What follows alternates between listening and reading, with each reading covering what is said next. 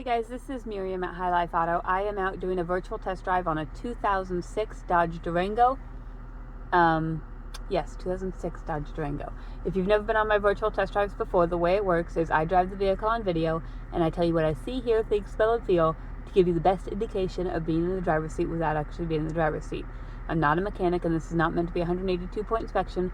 Rather, this is meant to be a sneak peek into how the vehicle drives and any potential issues I notice as we're going along. So we'll take a look around the car, we'll take a look under the hood, and then we'll go for a drive. Let's pull this hood. All right. Here it is. And this one comes from up north, like northern Iowa, so you can see some of the rust patterns that are common for up there. Tires are, let's see if I can find a wear bar, probably about 35%. They're above the wear bars. You've got a little bit of some denting, some rust down here on the rockers. You've got something going on here.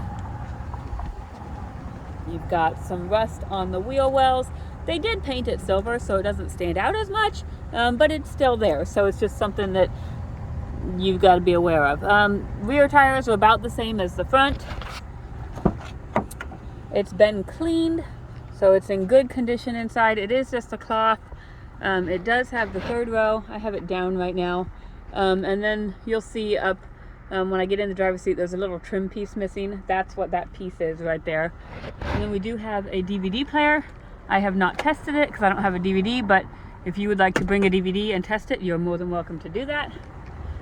All right, here's the back. This is the fun part. So it's got rust on it, and in all reality, probably the best thing to do is just replace the door from a salvage yard. Probably a couple $100, and you can replace that door. Or the cheap fix is you just fill it with that spray foam insulation and you paint it the silver.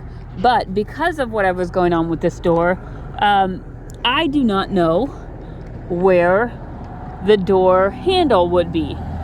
So as of now, the back door does not open because I have not been able to figure out if there's there's this right here. I don't know if this has any, I think that's a light. So I've been trying to figure out how to open the door, and I don't know that you can. So obviously the best thing to do is get a new door on the back, but otherwise I just got to figure out how to open it, I suppose.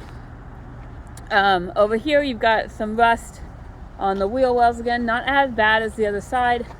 Rust on the rockers. I didn't show you the front. Ooh, it's cold out here.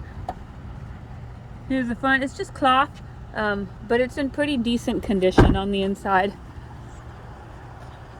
Here's the front. You've got a little crack on the bumper down there. But we will, let's see if I got the hood open. And I just changed the battery on this yesterday. I don't think it had ever been changed because it was bolted in there and the bolt was rusted. Ugh. But I got it changed, so it's got a good battery and it starts right up. It sounds good.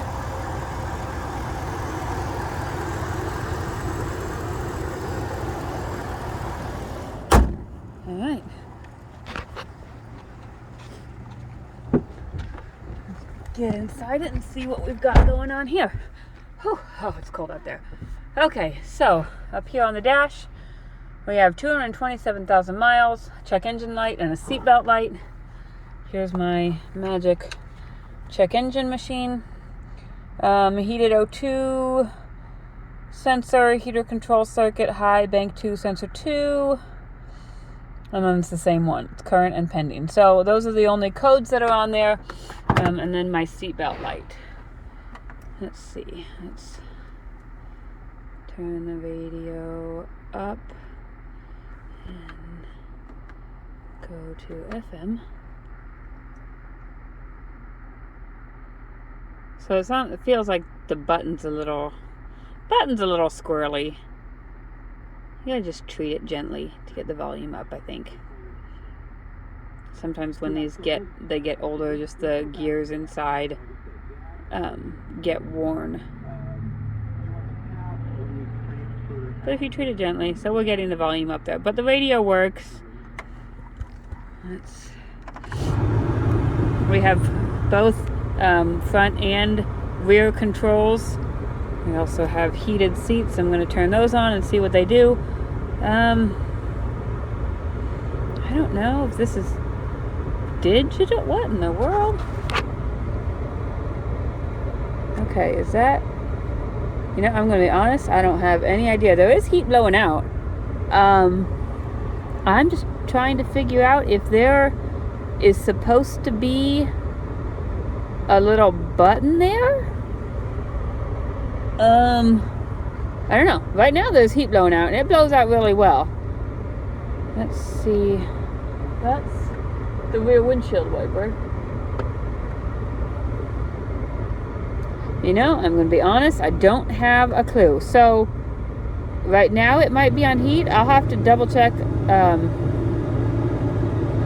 look and see if what this panel should look like. There may just be a button missing there, and I don't know. So I'll double check that. This is the all-wheel drive version, which means it's an all-time four-wheel drive, and then it's got the 4-lock feature for if you're like stuck in a ditch or stuck in mud and you have to engage all 4 wheels. Alright, and I think if I remember correctly, my window buttons, at least from this side, don't work. I'm going to try, let me make sure my windows aren't locked. Nope, they're not locked. Okay, so they don't work from any door, which makes me think that you've got a fuse going on there. Because if none of them work, if it was just one of them, you know, it might be a switch or a motor or something like that. But if all 4 of them aren't working, it's likely to be a fuse or something that's affecting all of them. My heated seat is working. Let's see, I'm going to turn those off. And then, let's see, anything else back there? I don't think there's anything else. So now, we'll just go for a drive and see how it drives. Oh, and then I don't know if I showed you this. So here's that trim piece that needs to go on right there. And I don't know why they have it off. When I buy things at auction, I don't really get much backstory on them. So I don't know if they were wiring something up or fixing something or what, or maybe it just came loose.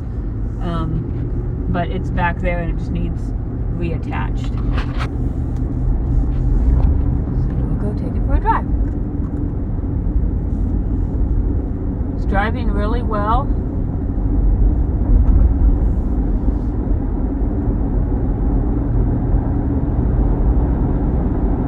It's got good power. Absolutely no hesitation at all going up this hill.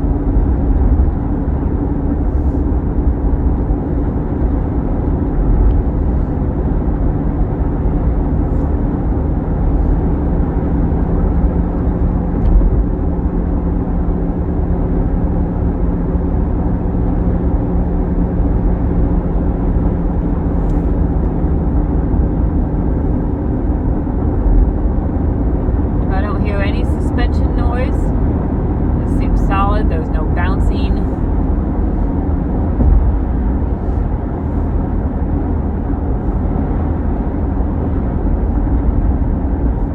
I'm going to put my cruise on. See, my cruise down there in the bottom left is activated at about 59. So the cruise works. Pretty windy out today, so I'm kind of being jerked around. Me right now, so I'll check my turn signals. Left turn signal works. Right turn signal works.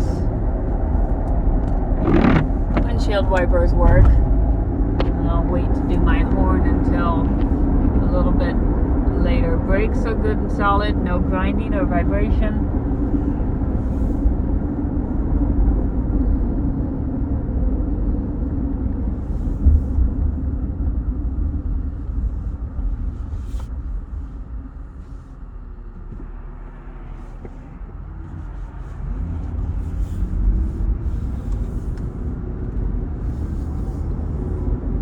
no suspension noises when I'm turning. So that covers your CV axles and your ball joints.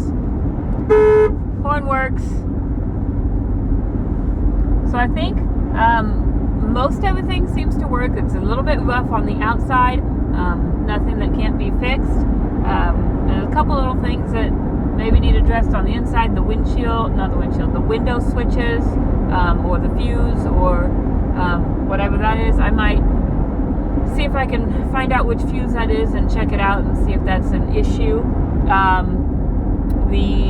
I'll double check also on that heat control and see what that's supposed to look like, see if I'm missing a button or something there. Other than that, it seems to be a really good driving vehicle. I don't foresee any major maintenance coming up right away.